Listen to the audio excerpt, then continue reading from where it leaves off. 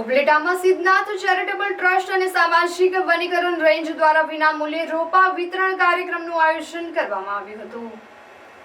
રાજકોટ જિલ્લાના ઉપલેટામાં દૂધ Siddhnath charitable trust દ્વારા દર વર્ષે વિવિધ સામાજિક કાર્યક્રમો યોજવામાં આવે છે તેમજ સેવાકીય પ્રવૃત્તિઓ પણ કરવામાં આવે છે અને હાલ ઘણા વર્ષોથી વાતાવરણના ફેરફાર અને વૃક્ષોની ઘટને ધ્યાનમાં લઈને ઉપલેટા સિદ્ધનાથ ચેરિટેબલ ટ્રસ્ટ દ્વારા વિનામૂલ્યે વૃક્ષોના રોપા વિતરણ કરવામાં આવ્યા હતા, જેમાં ઉપલેટા સિદ્ધનાથ ચેરિટેબલ ટ્રસ્ટ અને સામાજિક વનીકરણ રેન્જના સહયોગથી ઉપલેટા શહેરમાં 1000થી વધુ વિવિધ પ્રકારના વૃક્ષોના રોપા વિનામૂલ્યે વિતરણ કરાયા હતા।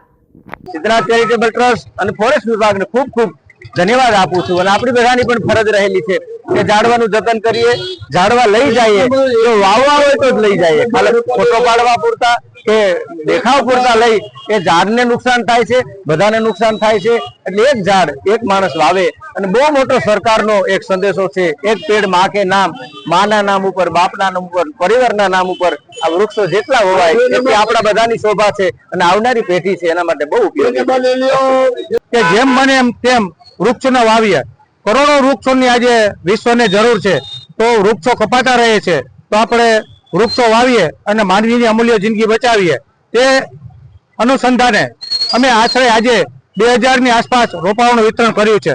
આ રોપા અત્યારે વિતરણ થશે, તેમજ જો રહી જશે તો બપોરે 3 વાગે વિતરણ કરવામાં આવશે અને લોકોને અમે અનુરોધ અને વિનંતી કરીએ છીએ કે વધુમાં વધુ જમીનને લીલોતરી બનાવો, હરિયાળી બનાવો અને ફળદ્રુપતા વાળી બનાવો અને ઓઝોન લેયરમાં ગાબડું ઓછું પડે અને લોકોને ગરમીથી બચાવો।